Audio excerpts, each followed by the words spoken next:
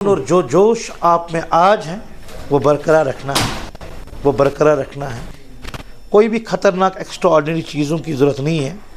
अब बुनियादी per day 7-8 घंटे पढ़िए, कॉन्सिस्टेंटली पढ़िए, टेस्ट में फिर हो जाए।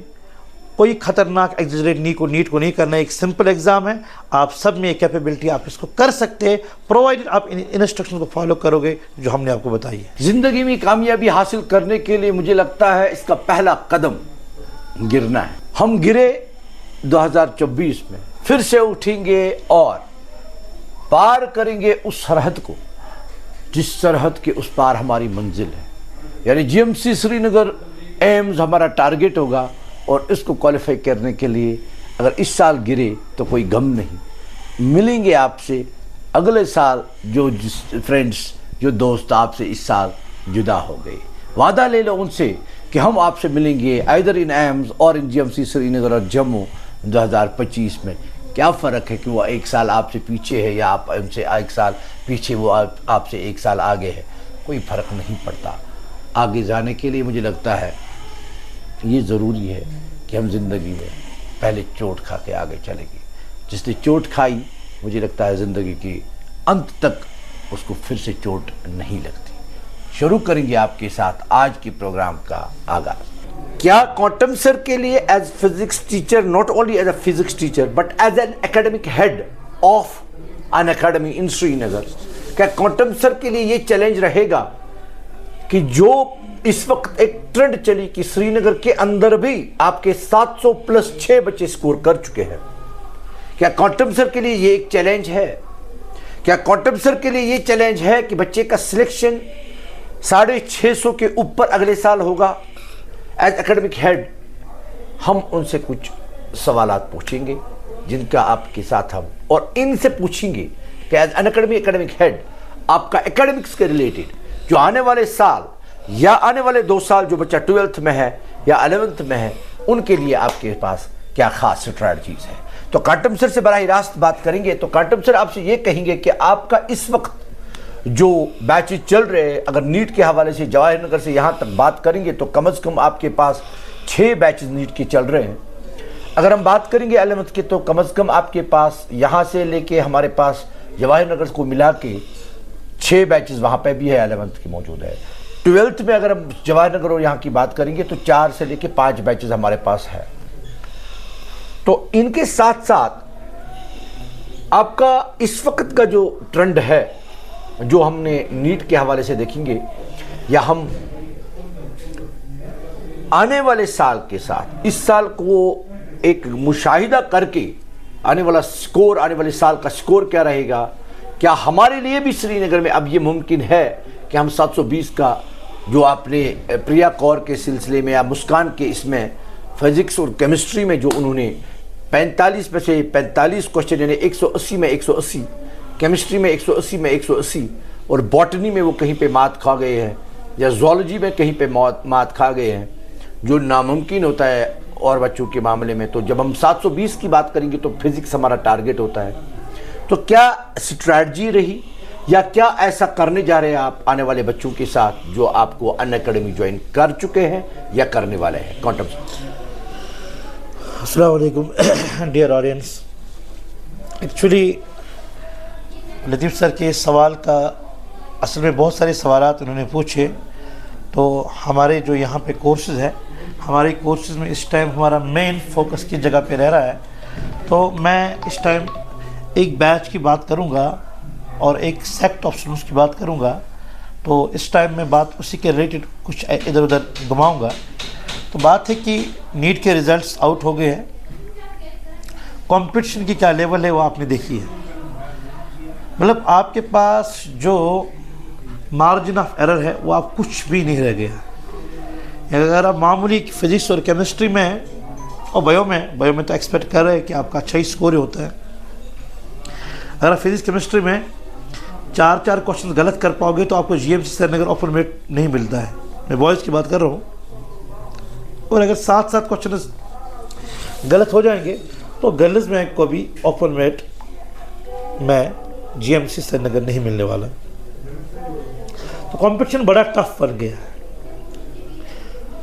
अब इक्वल कैपेबल बच्चे जो होंगे, जिनका आईक्यू इक्वल है और जिनकी मेहनत इक्वल है, उन दो में भी आप ये डिस्टिंग्विश होने वाला है कि कौन सेलेक्ट होगा और कौन नहीं सेलेक्ट होगा। मैं रिपीट कर रहा हूँ, two equally capable, keeping capability to be constant, and उनके हार्ड वर्क, जो उनका सेल्फ मतलब हार्ड वर्क करने का स्टाइल है, वो भी कॉन्स्टेंट रखेंगे।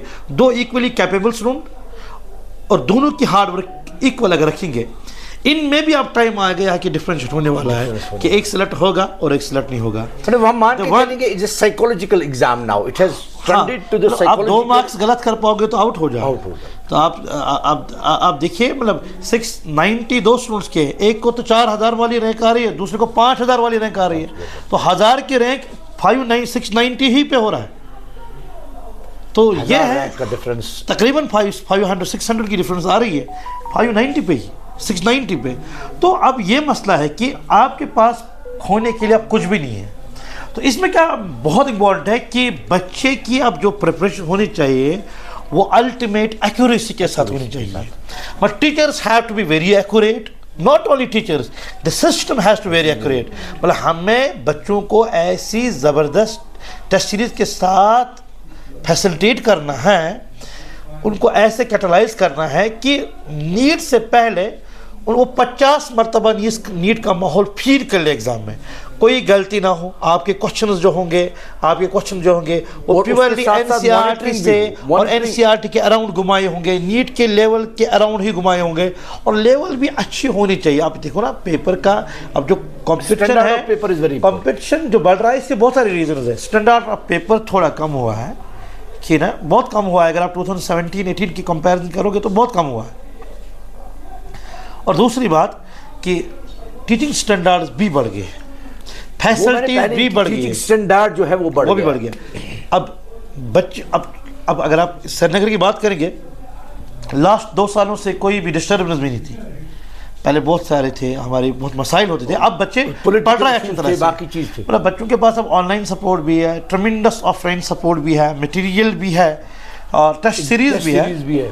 तो इसमें जो बच्चे टेस्ट सीरीज लेवल पे और जो जिन बच्चों को यहाँ इन फैसिलिटीज में मतलब कुछ ज़्यादा मिलेगा, ऑब्वियसली वो आइंदा स्कोर भी अच्छी तरह से कर पाएंगे। मैं बहुत सारे देखे, अब आपने एग्जाम्पल प्रिया कौर के दिया, अनफॉर्चुनेटली बायो की वजह से उसका थोड़ा 2-4 क्वेश्चन ड्रॉप होकर, वरना 720 उससे एक्सपेक्ट था, लेकिन तब भी हम कहेंगे जिसके क्या कैपेबिलिटी 690 700 होती है, इक्वली कैपेबल 720 के लिए होता है।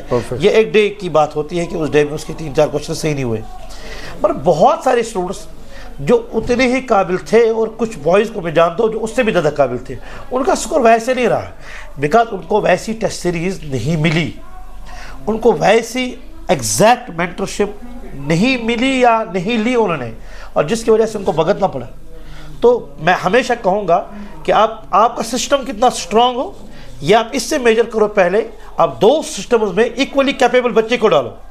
आप एक सिस्टम में बहुत ज़्यादा कैपेबल बच्चे को डाल रहे हो, और दूसरे आप थोड़ा स्ट्रॉन्गर सिस्टम में थोड़ा लो कैपेबल बच्चा डालते हो, फिर कंपैरिजन करना सही नहीं है। We have to compare on equal footings first.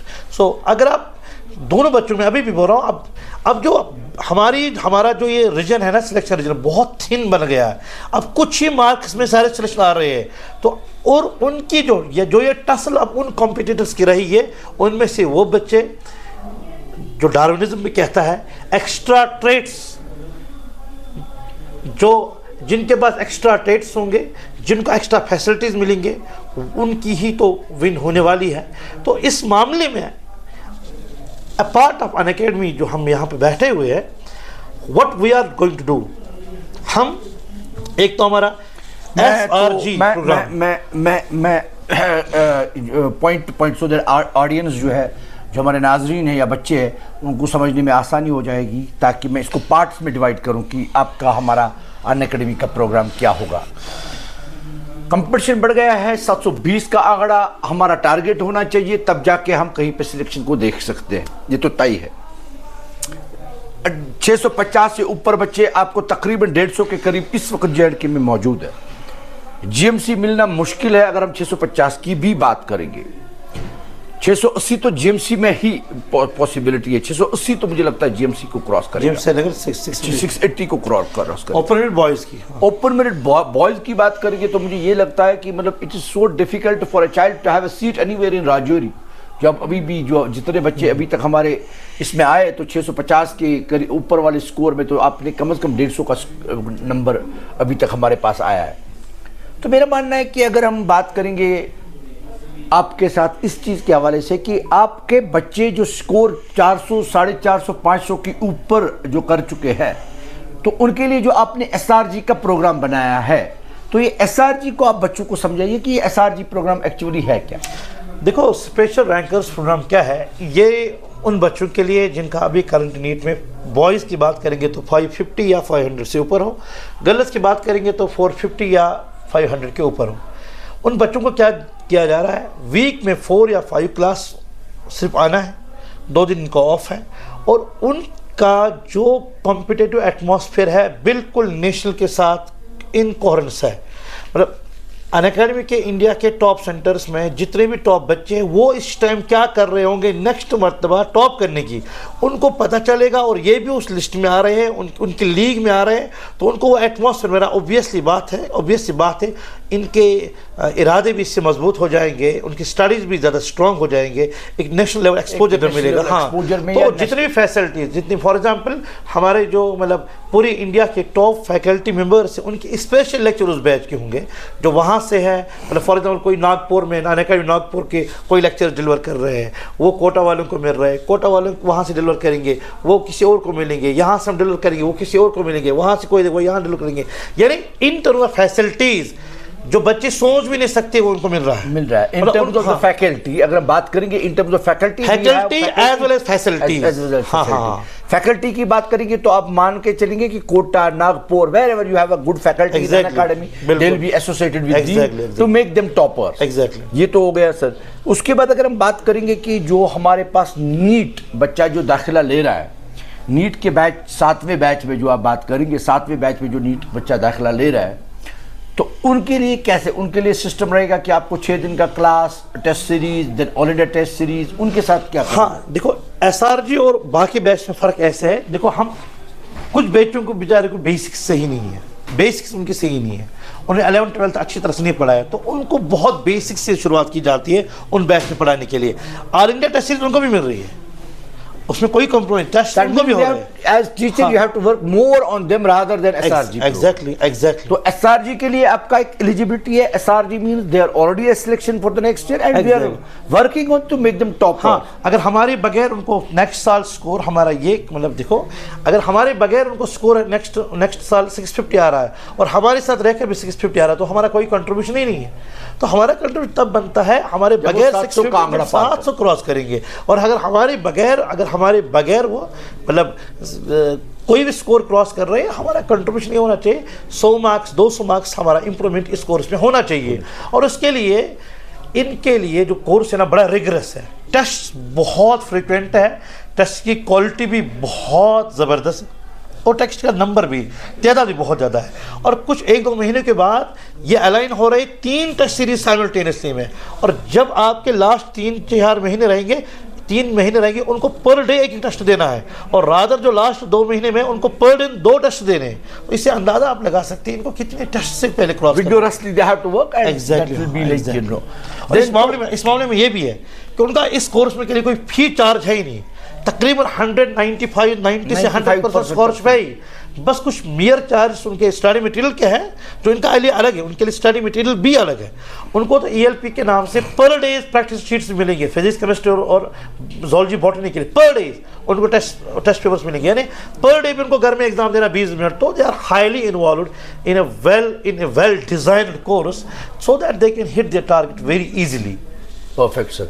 सो बात करेंगे नाजरीन, मेरे बच्चों आपके साथ इस चीज़ के से, आपका हार्ड जोन से बच्चे हैं, आपके 11th का रिजल्ट आने वाला है, आपके 12th का रिजल्ट आने वाला है, बहुत सारे बच्चे ऐसे हैं जिन्होंने अभी एडमिशन अपना नहीं लिया है, तो उनके लिए एक स्पेशल बैच जो हम लिए जाने वाले हैं।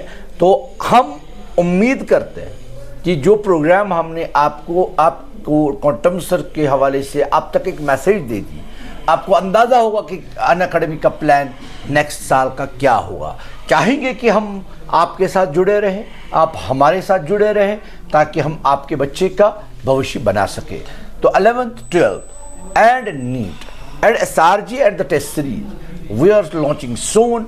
आप आज ही अपना दाखिला ले सकते हैं और नए बैच में, कंप्लीटली नया batch 11th 12th and NEET SRG के लिए अपना दाखिला ले सकते हैं और नए बैच में अपनी नीट 2025-26 की तैयारी कर सकते हैं। उसके लिए डेट्स बोलते हैं हम। और हमारा SRG प्रोग्राम करूं कि वो पहले SRG आप SRG 23rd वो संडे आ रहा है, 23rd उस दिन उनके ओरिएंटेशन सेशन होगा और मंडे से 24th में क्लास होंगे और 25th से हमारे नए 11th 12th और नीट बैच की शुरुआत हो रही है।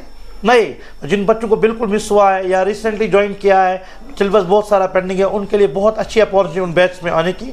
और नंबर सेकंड ये है कि नंबर थर्ड हमारी test series, external test series भी हम अनाउंस कर रहे हैं उन बच्चों के लिए जो किसी वजह से घर में है या किसी और जगह गए हैं, किसी वजह से यहाँ पे नहीं आ पाए रेगुलर कोर्स में, उनके लिए एक अलग टेस्ट सीरीज हम लॉन्च कर रहे हैं। और वो टेस्ट सीरीज, उसका पहला टेस्ट 30 जून है और शेड्यूल ऑलरेडी हमारे जो वेबसाइट है अनअकैडमी के, वहाँ पे हम चढ़ा रहे हैं उसको। डेट्स हमारी बहुत सारी जो हमारी नंबर्स है जो यहाँ पे आपके वीडियो के सामने आएगी भी। फ्रंट ऑफिस में यहाँ भी आ सकते हैं, बहुत परेपुरा as well as Jawahar Nagar आप आ सकते हैं यहाँ पर और टेस्ट सीरीज का शेड्यूल ले सकते हैं। तो नाज़रीन याद रखिएगा, आप अपनी तारीख जो चौट अफसर ने आपके साथ डिस्कस किया, आप कहीं पे भी या जवाहर नगर, राजबाग जवाहर नगर या परेपुरा आके अपना दाखिला कर सकते हैं। तो वालिदैन से आप गुजारिश होगी कि नीचे दिए हुए नंबरात, जो आपको नीचे दिए गए नंबरात हैं, उन पे कॉल करके अपना जो है एक रजिस्ट्रेशन फॉर्म लिंक भिजवा सकते हैं हम आपको, वहाँ से भी आप घर बैठ के अपना दाखिला ले सकते हैं। बाकी वसलाम, मिलेंगे आपसे ज़रूर नीट के हवाले से कि नीट का जो एग्ज़ाम रहा इसमें क्या प्रॉब्लम्स हुई कि इस वजह से बच्चा 600 का आंकड़ा पार करने के बाद भी क्वालिफाई नहीं कर पाया, तो क्या स्ट्रेटजीज रहेंगी। अगले मेहमान के साथ अगले हफ्ते फिर मिलेंगे आपसे और इस प्रोग्राम के हवाले से कंटिन्यू रखने के लिए, आपको फ़ायदा देने के लिए इंशाअल्लाह फिर से मुखातिब होंगे। बाकी वसलाम।